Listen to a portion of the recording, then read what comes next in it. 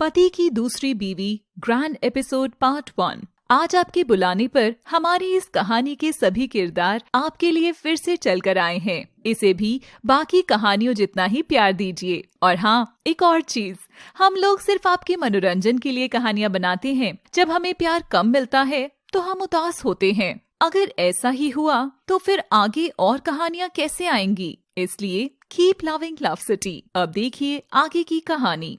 अनुपमा शिवानी और मयंक का पुनर्विवाह देख रो पड़ती है। दीदी, आप ठीक तो हो ना? छोटी, शादी एक ऐसा पवित्र रिश्ता है जिसमें हर कोई बंधना चाहता है। ये कोई समझौते या शर्त पर नहीं टिका होता है। आज मेरी दोस्त शिवानी की जिंदगी की सारी खुशियाँ उसके कदमों में देख मेरी आंखें भर आई। अनुपमा की बात सुन श्वेता राघव की ओर देखती है, मगर वह नजरें चुरा लेता है। तभी अचानक अनुपमा के सिर में बहुत तेज दर्द होने लगता है। आह राघव, मेरा सिर। शिवानी और मयंक भी ये देखते हैं और अनुपमा जमीन पर गिर जाती है। शिवानी और मयंक मंडप से ही दौड़कर अनुपमा के पास जाते हैं। पानी पानी पानी। श्वेता पानी लेकर आती है और राघव अनुपमा को अपनी गोद में उठाकर पानी पिलाता है और वह बेहोश हो जाती है। सब लोग इधर उधर भाग रहे थे। तभी जमीन पर पड़ी हुई अनुपमा को उसकी आंखों के आगे ढेर सारे रंग नजर आते हैं। अनुपमा सफेद साड़ी में चकाचक होकर मुट्ठी में गुलाल भीजे चारों ओर किसी को ढूंढ रही थी। माँ जी, हर साल की तरह आज भी छिप गया ना आपका लाडला? हाँ, हर साल की तरह वही छिपा होगा। अनुपमा फिर से हाथों को गुलाल से भर लेती है। आज होली के दिन कैसे बचोगे राघव?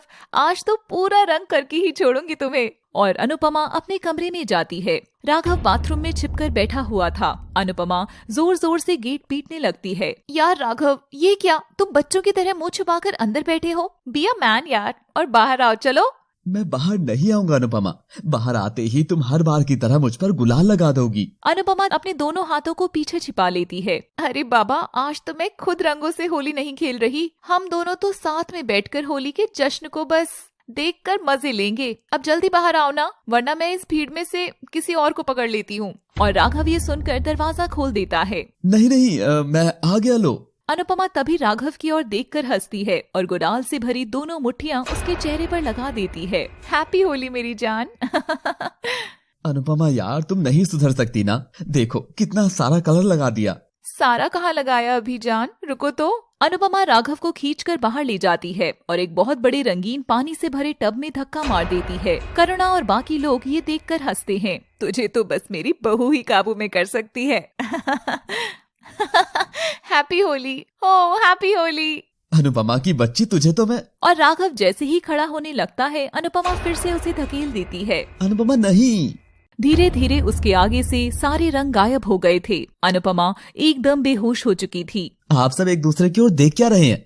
अनुपमा को हॉस्पिटल ले जाइए, मैं गाड़ी निकालता हूँ। और शिवानी और श्वेता अनुपमा को राघव की मदद से गाड़ी तक लाते हैं। मयंक कमरे से पैसे लेने जाता है और आकर देखता है तो राघव ड्राइवर की सीट पर बैठा हुआ था। मयंक जल्दी अंदर बैठो, मेरी अनुपमा दर्द से तड़प रही है। मयंक गाड़ी में बैठता है और राघव गाड़ी शुरू करता है। उसकी आंख से आंसू लगातार बह रहे थे। तभी मयंक देखता है कि घबराहट की वजह से राघव के हाथ कांपने लगे थे और वह गाड़ी अनकंट्रोल होकर चलाने लगता है। अचानक सामने से बड़ा ट्रक आता है और राघव उसके सामने कार ले जाता है। राघव, ये तुम क्या कर रहे हो यार? संभालो अपने आप को।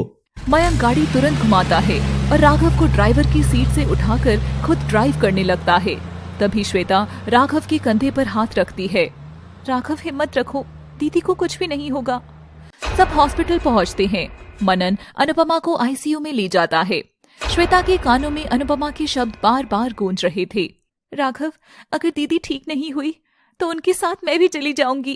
पहले ही बता रही हूँ, मेरी दीदी को बचा लो राघव, प्लीज अनुपमा दीदी को बचा लो। और श्वेता राघव से लिपटकर उसके पाँव में गिर जाती है। राघव तो खुद काफी उलझा हुआ था। शिवानी आकर श्वेता को उठाती है और अपने पास बिठाती है। मयंक, देखा तुमने, कितनी मुश्किल में है मेरी दोस्त का परिवार। हमें इनकी कुछ तो मदद करनी होगी ना मयंक। तभी मनन आईसीयू से बाहर आता है। मनन, दीदी ठीक तो है ना? क्या हुआ था उन्हें? देखो गाइस, मैं तुम सबसे कुछ छिपाना नहीं चाहता, मगर अनुपमा की हालत बिगड़ती जा रही है। आज उसे ब्रेन अटैक आते आते बचा है। अगर ऐसा दोबारा हुआ तो हम अनुपमा को नहीं बचा पाएंगे। तो मनन, तुम यहाँ किस लिए हो? जाओ, जाकर दीदी को ठीक कर दो। श्वेता, ये एक बड़ा ऑपरेशन है। और ये कोई खेल नहीं है जो मैं हंसते हंसते कर दूंगा। तो मनन, अब ऑप्शन क्या है? इसके लिए बड़े डॉक्टर आएंगे, वो अनुपमा की ब्रेन सर्जरी कर उसका ट्यूमर निकालेंगे और उसमें वक्त भी लग सकता है। वक्त ही तो नहीं है मनन। राघव तो पुतले की तरह बस अनुपमा को याद कर रो रहा था। राघव मनन के पास आता है और हाथ जोड़कर उसके गले लग जाता है। मैं मर जाऊंगा मेरी अनुपमा के बिना, मनन प्लीज बचा लो उसे। मैं पूरी कोशिश करूंगा राघव, और हाँ, ऑपरेशन बहुत बड़ा होगा तो तुम पैसे रेडी रखना। कितने लगेंगे मनन? राघव, अनुपमा की 2 बड़ी सर्जरी होंगी और एक सर्जरी में कम से कम 2 करोड़ का खर्चा होगा। मनन, मगर तुम तो। आई एम सॉरी श्वेता, दोस्ती के नाते मैं मेरी फीस तुमसे कभी नहीं लूंगा, मगर कुछ हॉस्पिटल के और भी प्रोटोकॉल्स होते हैं। राघव ये सुनते ही चुप हो जाता है। ठीक है, मैं कर लूंगा। अनुपमा को एक दिन यहीं हॉस्पिटल में रहना होगा। आप सब अब घर जाइए। मैं रुक जाती हूँ, दीदी यहाँ अकेली होंगी। नहीं, वो अकेली नहीं है श्वेता, तुम और राघव घर जाओ, मैं और मयंक रुक जाते हैं। राघव और श्वेता घर लौट जाते हैं और देखते हैं कि करुणा मंदिर में बैठकर लगातार पूजा कर रही है। हे ईश्वर, सचमुच तू मेरे घर में अंधेरा कर रहा है। अगर अनुपमा को तूने अपने घर बुला लिया ना, तो देखना ईश्वर, मैं तुझे मानना हमेशा के लिए छोड़ दूंगी। ना ही तेरे मंदिर पर पांव रखूंगी और ना ही मेरे घर के मंदिर में तेरा दीपक जलेगा। करुणा फूट फूट कर रो रही थी। तभी श्वेता सास के पास जाकर उसे संभालती है। छोटी बहू, तू तो बहुत समझदार है ना, तो तू ही मांगना इस पत्थर की मूरत से मेरी अनुपमा की जान। राघव, ये सब क्या हो रहा है बेटा? राघव रोते हुए अपनी माँ को गले लगाता है और श्वेता वहाँ से उठकर कमरे में चली जाती है। श्वेता कमरे में बैठकर रो रही थी कि राघव भी आ जाता है। ये बहुत कमजोर घड़ी है श्वेता, अब तुम्हें ही सब कुछ संभालना है। और कब तक राघव, कब तक? तुम समझ रहे हो ना मैं किसके बारे में बात कर रही हूँ? अब समय बहुत कम बचा है और कहाँ से आएंगे इतने सारे पैसे? तुम चिंता मत करो, अभी तुम बस माँ को संभालो। 2 दिन बाद होली है, तब तक हमारी अनुपमा भी घर आ जाएगी और फिर पूरा परिवार एक साथ होली मनाएंगे। श्वेता और राघव सो जाते हैं। राघव बिस्तर पर लेटा हुआ अनुपमा की यादों में खोया था और वह श्वेता से कहता है, कितना पसंद था मेरी अनुपमा को होली का ये त्योहार। होली आने से 1 महीने पहले से ही सारी तैयारी करने लग जाती थी। पता है श्वेता, बाजार में जितने भी रंग होते थे वो सब लेकर आ जाती थी, सिर्फ मुझे रंगने के लिए। क्या, सारे रंग? हाँ, और दुनिया भर के पकवान बनाती थी, जिसमें मुझे गुजिया बहुत पसंद था। राघव, बताओ ना, कौन सी वाली सफेद साड़ी पहनूं? ये वाली या ये वाली? अरे अनुपमा, तीनों सफेद ही तो हैं, कोई सी भी पहन लो। तुम मर्दों की यही तो दिक्कत है, रंगों के बारे में कुछ नहीं पता। तीनों सफेद एक नहीं है, एक बादल वाला सफेद है, एक झरने वाला सफेद और एक। तभी राघव एक साड़ी उसे उड़ा देता है। तुम ये पहनो, हंस वाला सफेद, मेरी हंसनी। दोनों हंसते हुए एक दूसरे को गले लगा लेते हैं। ये सोचते हुए राघव की आंख लग जाती है, मगर रात भर श्वेता की आंखों में कहीं भी नींद ही नहीं थी। उधर शिवानी और मयंक रात को हॉस्पिटल में रुके हुए थे। मनन की आंख लग रही थी। तभी शिवानी उसके सामने कॉफी लाती है। तुम हर बार बिना बोले सब कैसे समझ जाती हो शिवानी? शिवानी मयंक के हाथों पर हाथ रखती है और आंखों से इशारा कर मुस्कुराती है। थैंक यू ये करने के लिए। मयंक शिवानी को गले लगा लेता है। तभी शिवानी के फोन पर एक फोन आता है और मयंक देखता है कि वह राजीव का फोन था। शिवानी मयंक की ओर देखती है। मयंक शिवानी से चेहरा फेर लेता है। हेलो। मम्मा, कहाँ हो आप घर कब आओगे? शिवानी ये सुनकर हंस देती है। नयन, मेरा शैतान, अभी तक सोया क्यों नहीं? डैडी कहाँ है? मयंक भी नयन से बात करता है। तभी राजीव नयन से फोन लेता है। वो शिवानी, नयन तुमसे बात करने की बहुत जिद कर रहा था, तो मैंने। It's okay. अनुपमा कैसी है? अनुपमा पहले से ठीक है। अभी मैं और मयंक यहीं रुके हुए हैं, कल घर आकर बात करते हैं। राजीव फोन रखता है और तुरंत एक फोन मिलाता है। सोई नहीं तुम? नहीं, नींद तो मेरी सारी उड़ चुकी है, पर तुमने इतनी रात को फोन क्यों किया? तुम्हारे लिए कुछ अच्छा करने के लिए श्वेता। अच्छा, कैसा अच्छा? अगले दिन राघव की आंख देरी से खुलती है और वह देखता है कि श्वेता तो घर में कहीं भी नहीं थी। माँ, श्वेता नजर नहीं आ रही, हमें हॉस्पिटल भी निकलना है। बेटा, वो तो सुबह ही निकल गई थी। कुछ बड़बड़ा रही थी कि कुछ अच्छा करने जा रही है, कुछ अच्छा करने जा रही है। राघव भी अनुपमा के पास चला जाता है। वहाँ शिवानी और मयंक नहीं थे, मगर अनुपमा के बिस्तर के पास वह एक नोट रखा देखता है। राघव, अगर तुम हमें वहाँ देखते तो तुम कभी इस चीज के लिए हाँ नहीं कहते। ये हमारी ओर से हमारी दोस्त के लिए थोड़ी सी मदद है बस। राघव नोट के नीचे एक लिफाफा देखता है जिसमें से एक चेक निकलता है जो 2 करोड़ का था। मयंक और शिवानी हॉस्पिटल के बेंच पर बैठे थे। तभी मयंक शिवानी से कहता है, शिवानी, अगर तुम बुरा नहीं मानो तो मैं एक बात कहूँ। हाँ मयंक, मैं क्यों बुरा मानूंगी भला। तुम मुझसे अपने दिल की बात नहीं कहती हो, और जब तुम ऐसा करती हो तो मुझे लगता है कि मैं तुम्हारे लिए कुछ भी नहीं हूँ। मयंक, तुम ये सब। और मयंक जेब से चेक निकालकर शिवानी के हाथ पर रख देता है। अनुपमा एकदम ठीक हो जाएगी। शिवानी 2 करोड़ का चेक देख खुशी से रो पड़ती है।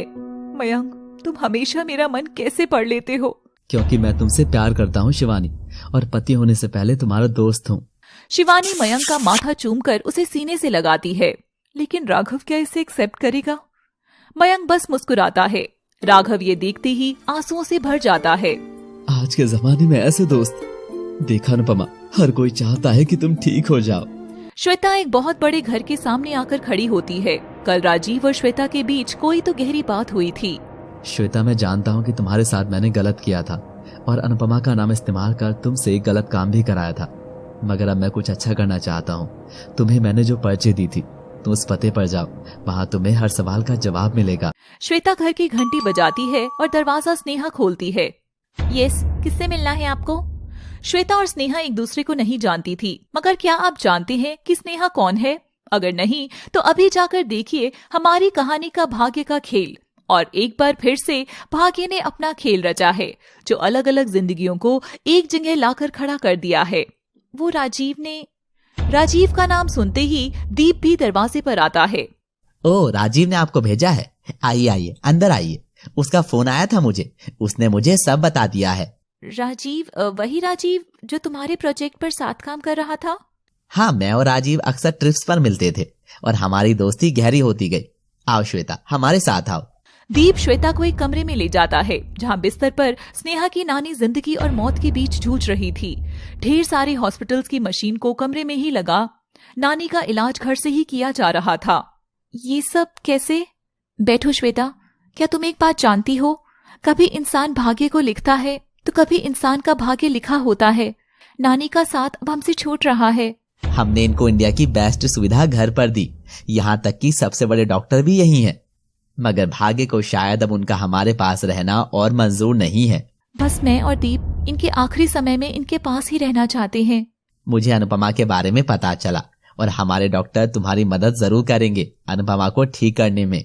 ये सुनकर श्वेता खुशी से हाथ जोड़ लेती है। नहीं बहन, मैं तो शॉक्ड हूँ कि आज के वक्त में एक सौतन क्या दूसरी सौतन से इतना प्यार कर सकती है। मैं तो मेरी दीप को कभी किसी से बांट नहीं सकती। जानती हूँ, अगर दीदी मेरी सौतन ना होती तो शायद मैं भी ऐसे ही करती, मगर जो पहले से ही उनका है उन्हें बांटू कैसे? वो मेरी दोस्त नहीं, मेरी सहेली है, मेरी बड़ी बहन है, और उनको ठीक करने के लिए मैं कुछ भी करूंगी। दीप और स्नेहा श्वेता की बातें सुनकर हैरान थे। तभी श्वेता का फोन बजता है। श्वेता, कहाँ हो तुम? मैं अनुपमा को घर ले आया हूँ।